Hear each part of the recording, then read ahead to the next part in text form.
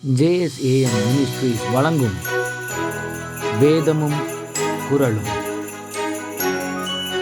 இன்றைய வேதவசனம்: உள்ளவைகளை அவமாக்கும்படி உலகத்தின் இழிவானவைகளையும் அற்பமாய் எண்ணப்பட்டவைகளையும் இல்லாதவைகளையும் தேவன் தெரிந்து கொண்டார்.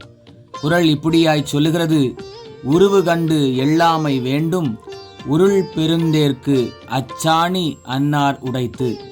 இதனுடைய விளக்கம் என்னவெனில், உருவத்தால் சிறியவர்கள் என்பதற்காக யாரையும் கேலி செய்து அலட்சியப்படுத்தக்கூடாது. பெரிய தேர் ஓடுவதற்கு காரணமான அச்சாணி உருவத்தால் சிறியதுதான் என்பதை உணர வேண்டும்.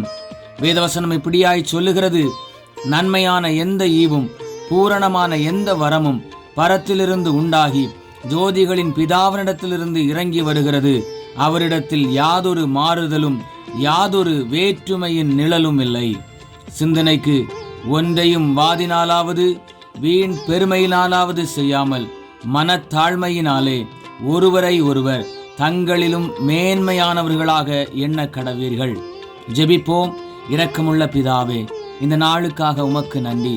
நாங்கள் ஒருவரையும் அற்பமாய் எண்ணாமல் எல்லோரையும் நேசித்து ஒவ்வொருவரையும் எங்களிலும் மேலானவர்களாக எண்ணவும், உம்மை போல பட்சபாதமற்ற அன்பை வெளிப்படுத்தி சாட்சியுள்ள வாழ்க்கை வாழவும் எங்களுக்கு கிருபை தாரும். இயேசுவின் நாமத்தில் பிதாவே, ஆமேன். இந்த நாள் இனிய நாளாக அமைய வாழ்த்துக்கள். கர்த்தர் உங்களை ஆசீர்வதிப்பாராக. ஆமேன்.